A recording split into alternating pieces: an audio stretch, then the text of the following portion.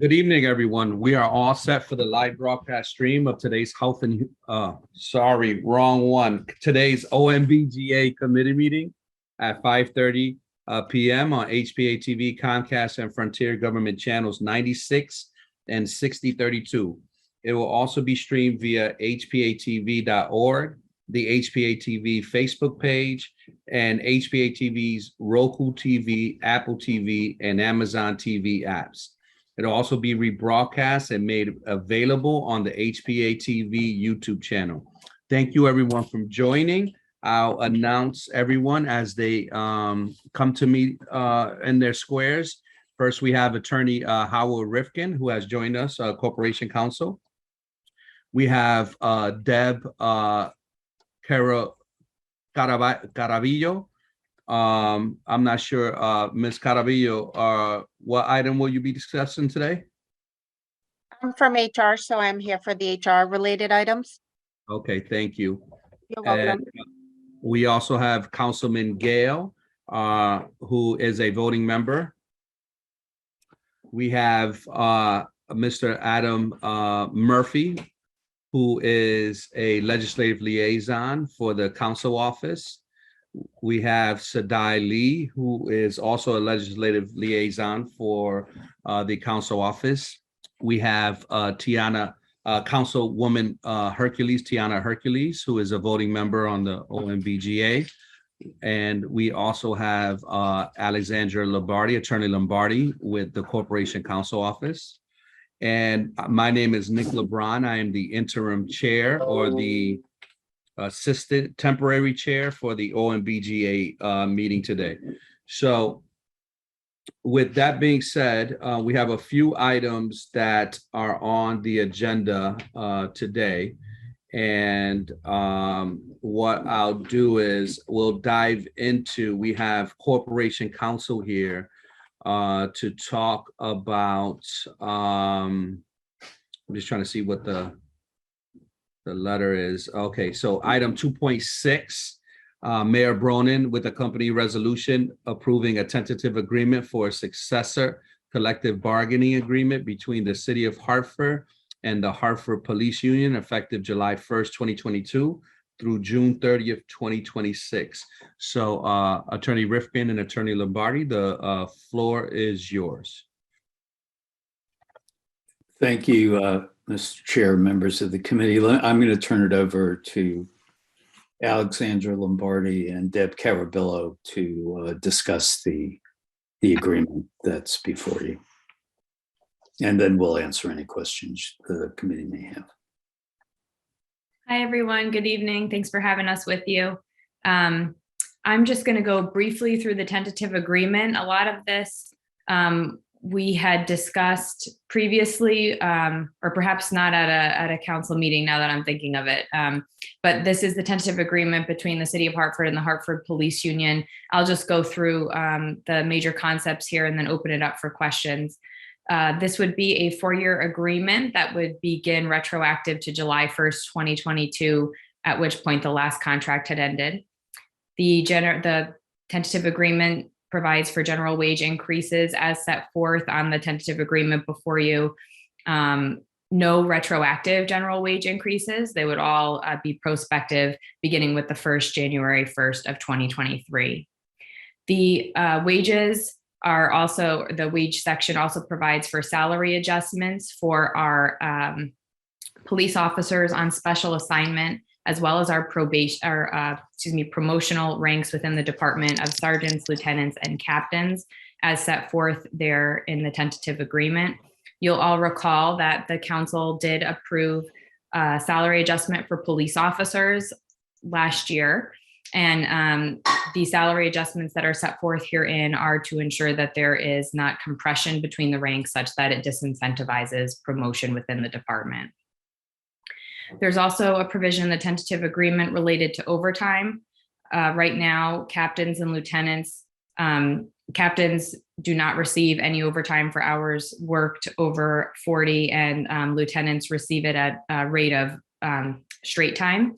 This provides for captains to receive OT when they're taking certain types of shifts So those would be outside their normal captain assignment. If they're still working their normal captain assignment over 40 hours, they would not get OT. That's an overtime exempt position.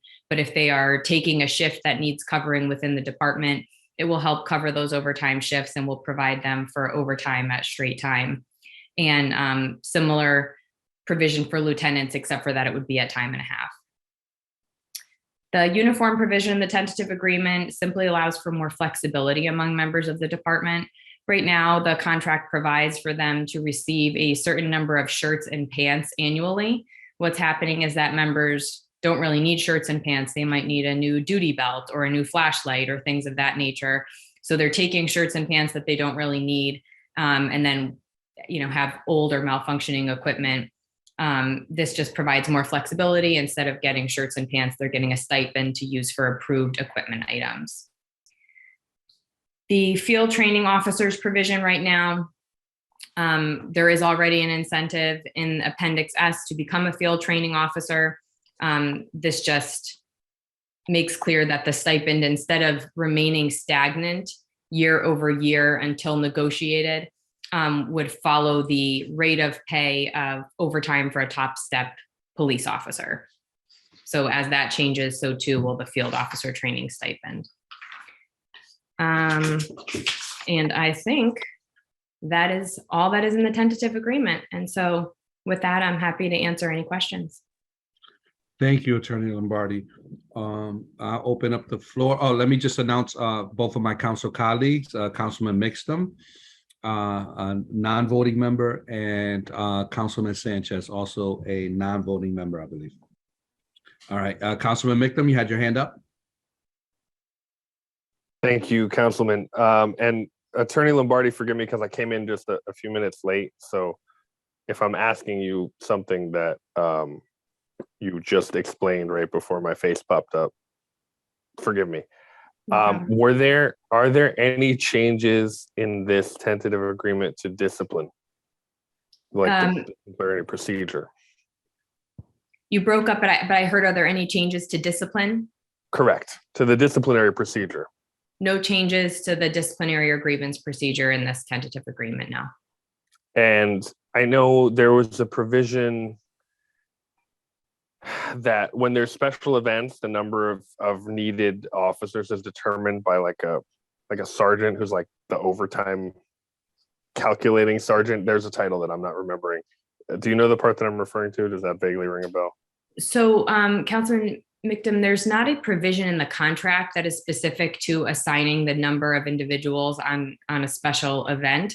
There is staff, as I'm aware, at the police department who assess special events on an event by event basis and come to a determination of the number of staff at each special event. Ultimately, it's the chief's discretion how many people to assign to a special event. And because it's the chief's discretion, staffing at special events is not an item that needs to be negotiated. Okay, I don't know. That must have been something that I don't know where I got in my head, but thank you for that. That's all I have for now. Okay, thank you.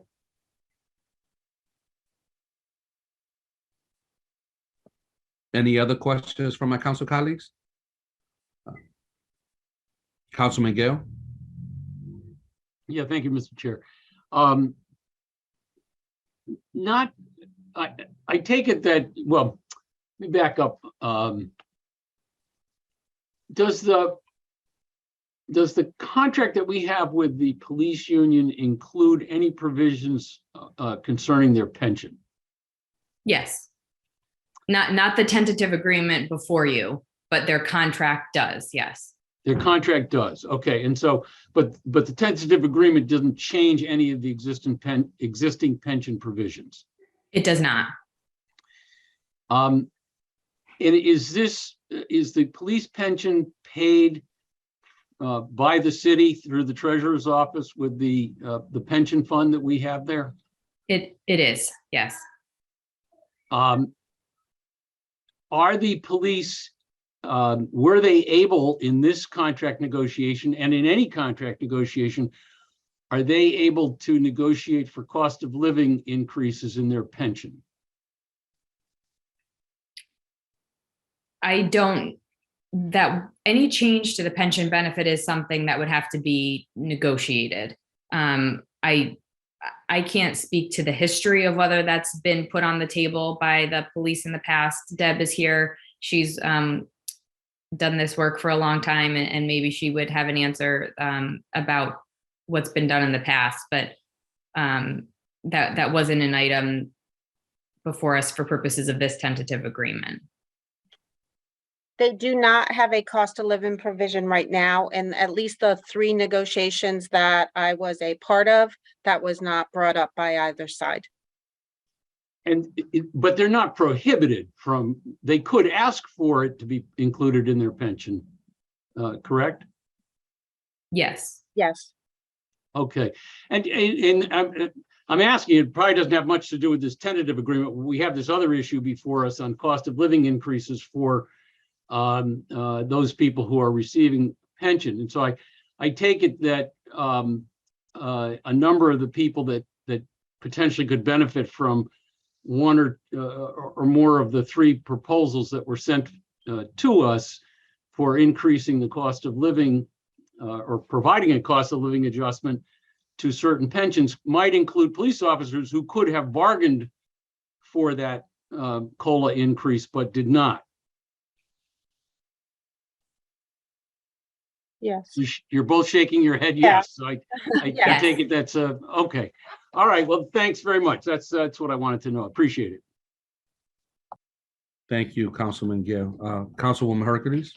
Thank you. So, Attorney Lombardi, so is it my understanding correct that anything that's not in this tentative agreement was not negotiated? So items, as Councilman Mixon said, related to discipline or anything outside of this were not discussed during the negotiations?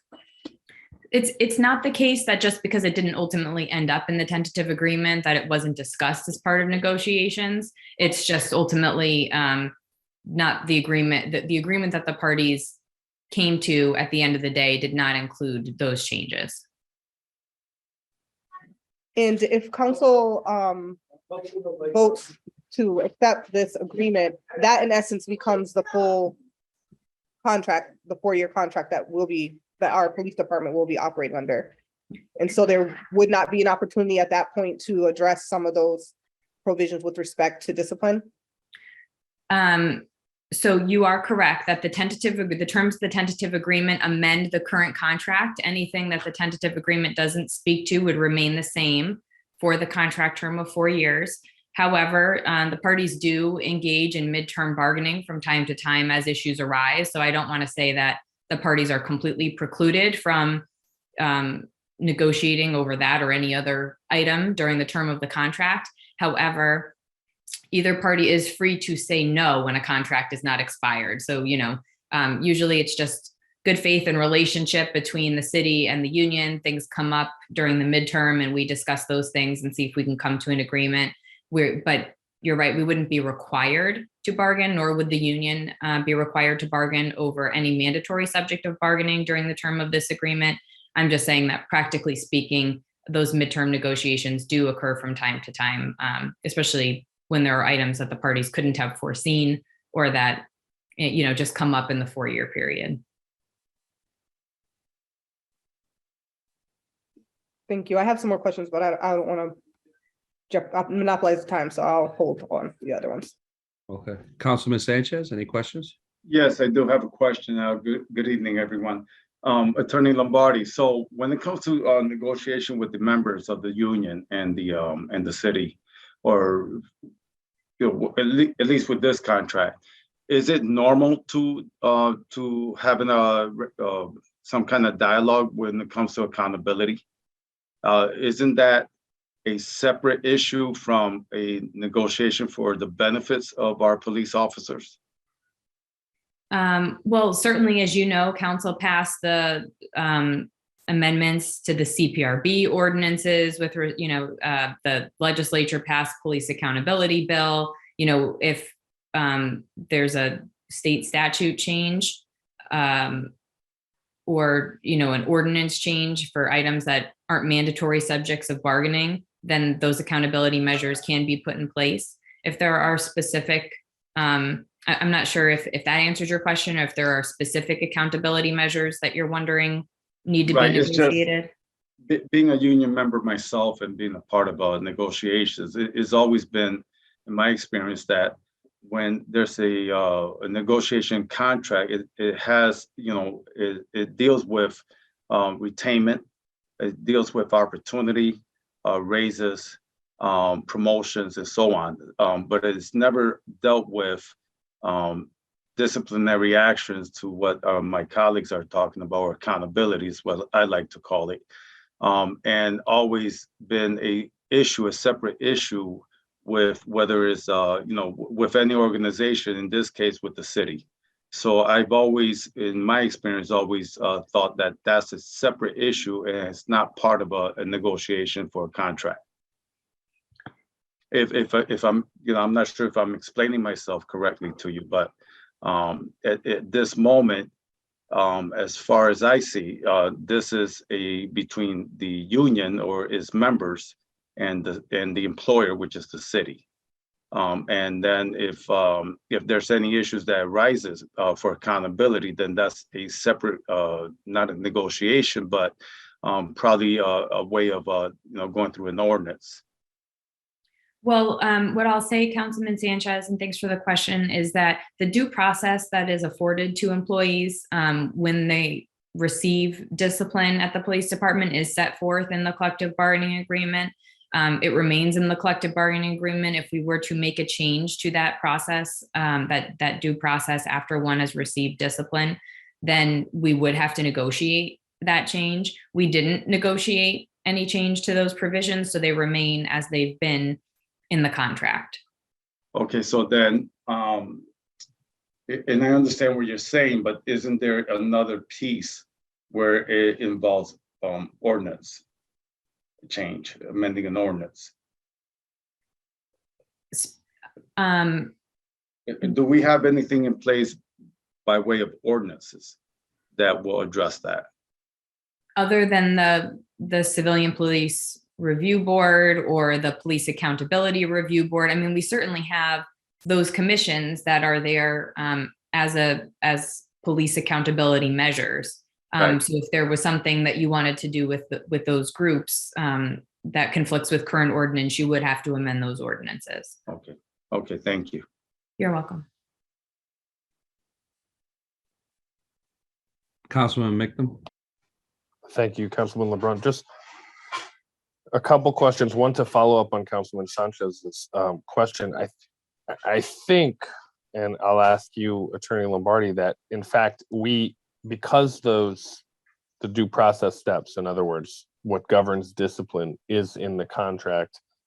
If we cannot change it by ordinance, in other words, if an ordinance conflicts with the contract and takes away rights in the contract wins. Isn't that how You're it works correct, usually? Councilman. Yes.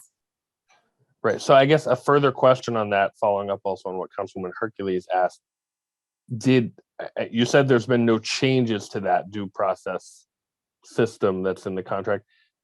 Did either party bring up changes, propose changes, seek any modification during this whole course of negotiation?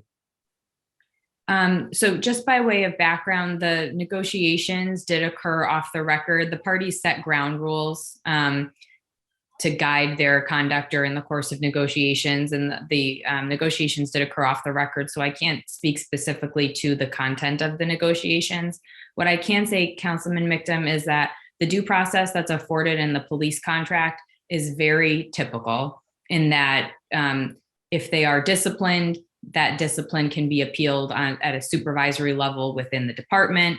If that isn't appealed or if the outcome of that isn't to the satisfaction of the grievant, then it goes to our HR for a decision at, after an evidentiary hearing of sorts in the HR department.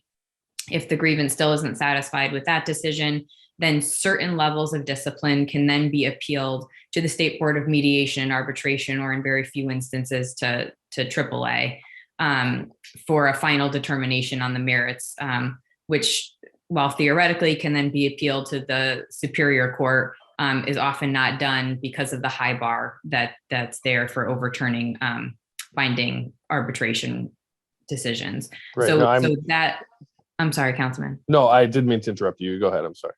So I just was pointing out that that process is very typical. There is a little bit of a difference in the police contract in that certain levels of discipline, those being, for some reason in their contract, it includes counseling as well as oral and written reprimands, cannot be appealed to the State Board of Mediation and Arbitration. The decision at HR is final. Most of our contracts provide that those two can be appealed and overturned by the State Board. But for our police contract, their due process for those levels of discipline ends with HR. So sorry for the long explanation. No, that's fine. I was aware of all of that stuff because, like Councilman Sanchez, I'm a longtime union person. I used to be a union officer.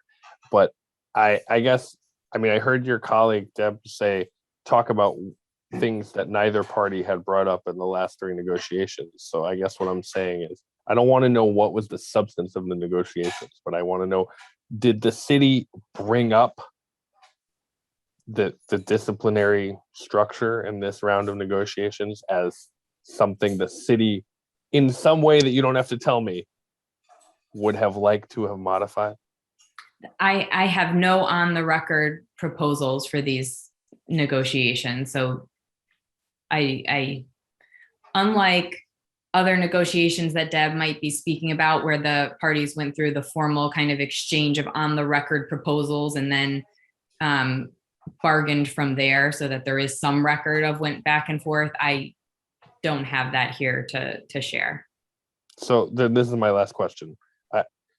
As a general question, then there's really no way for us, for members of council or the committee or the public to know at all what the city sought or tried to change or didn't try to change and let be. All we can know is what the outcome was. Correct, through the tentative agreement, right? Okay, thank you. I'm all set.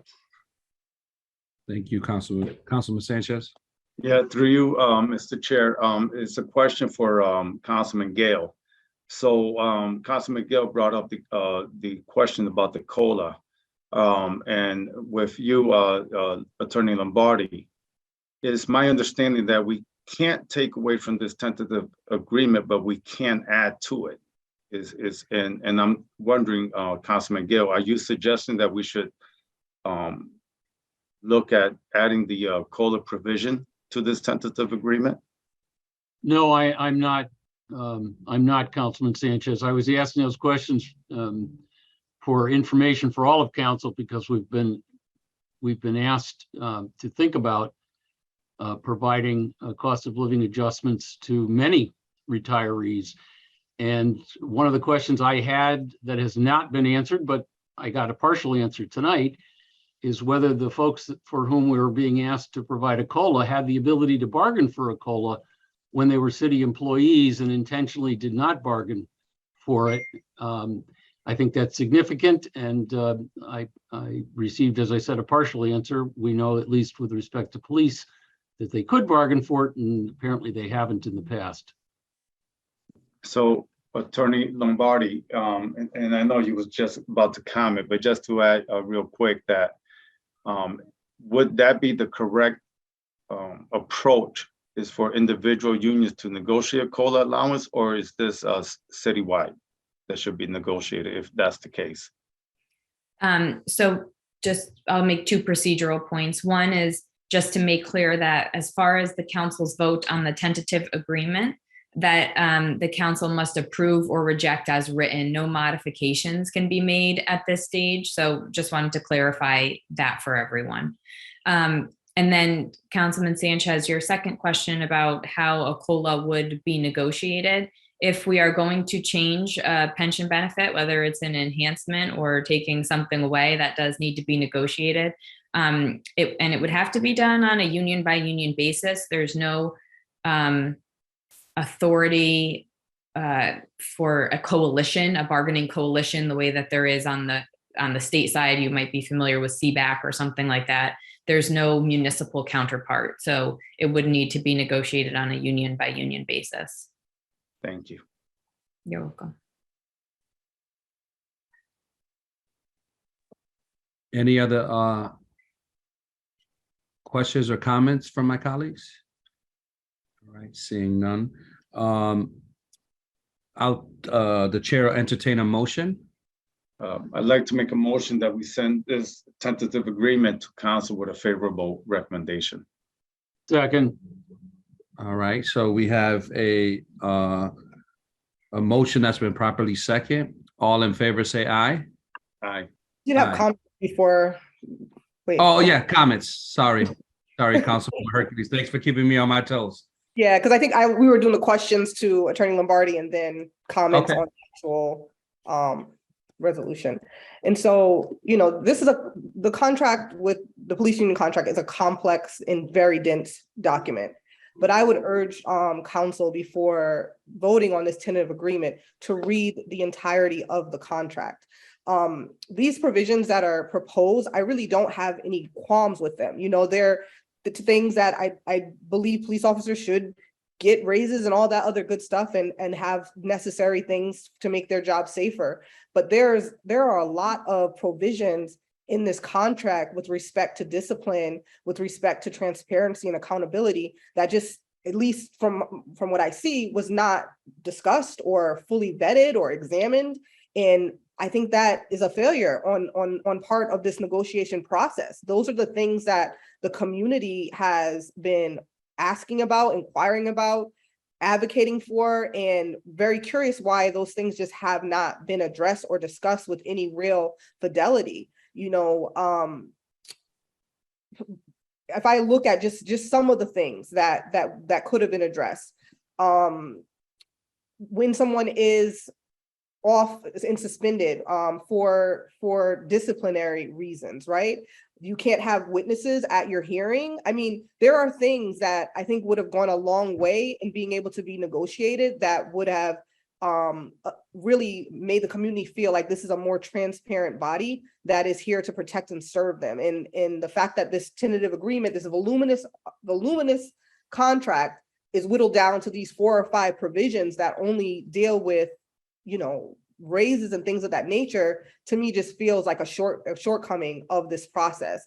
And the fact that the community is not able to have a voice during this process is even a bigger failure. And the fact that I'm sure many of us have not read this entire contract and we're about to vote on it is yet another failure. So I would urge us to postpone this until we have had the opportunity to review it in its entirety. And if we're not able to not have this contract go through, which more than likely it will, really to ask ourselves what needs to happen in the future with respect to this process to ensure further transparency and accountability of our police department.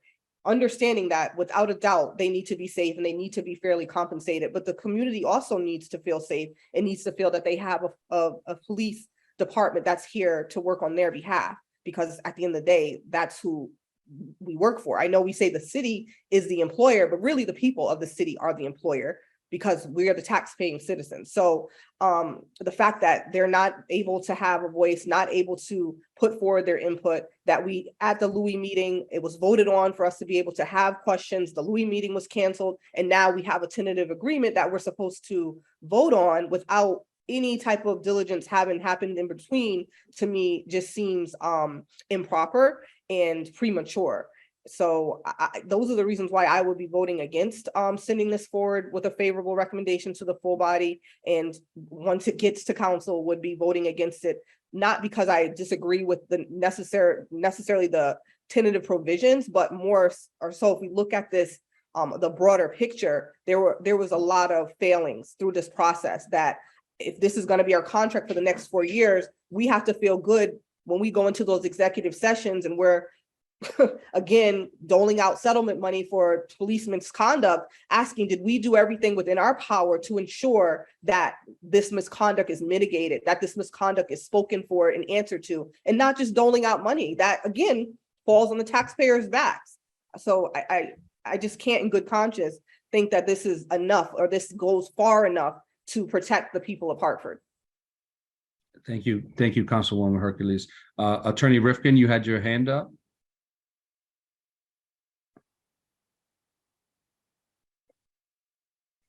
I guess. Yes, I'm sorry. Thank you, Mr. Chairman. I'm not in response to Councilwoman Hercules, just to point out that since Councilman Sanchez is not a member of the committee, we Right. cannot make a motion to refer this to the council. So Got it.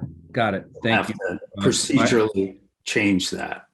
Okay, point of clarification, but My apologies. You're right. I am not a member. But Councilwoman Hercules' comments still stand.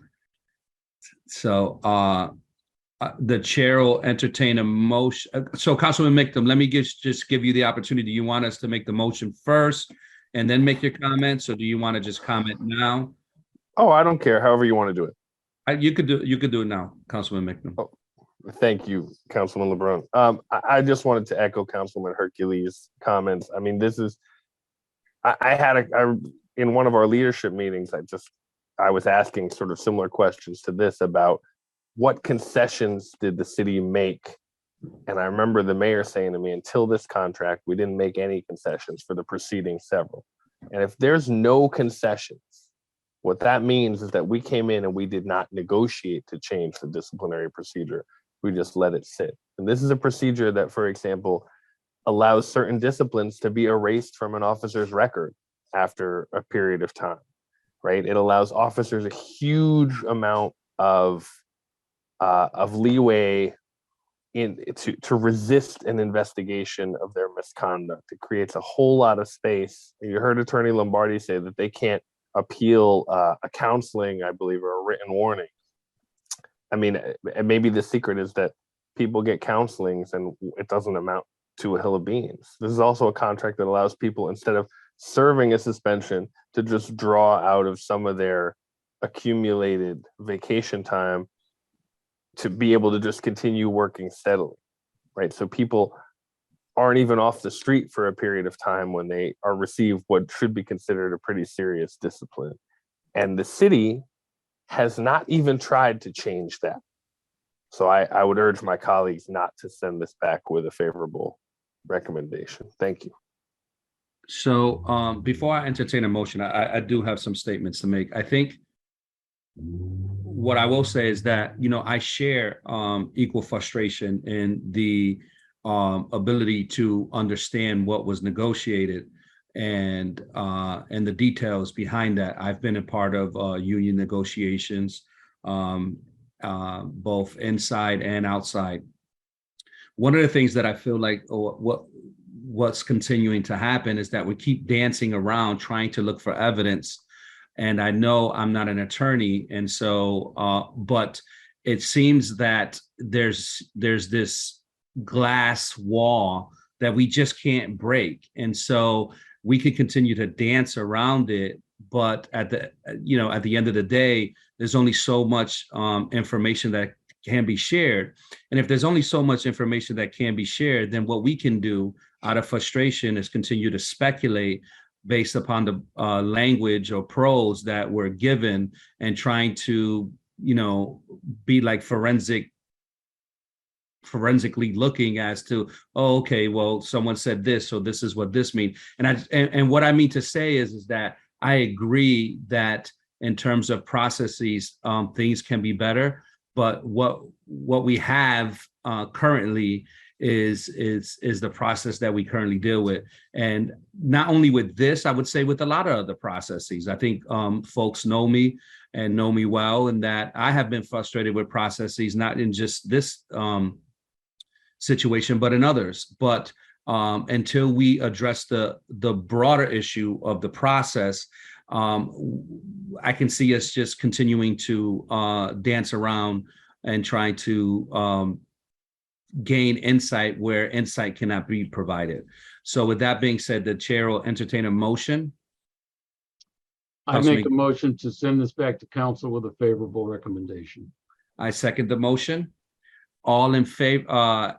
So a motion has been made and properly second.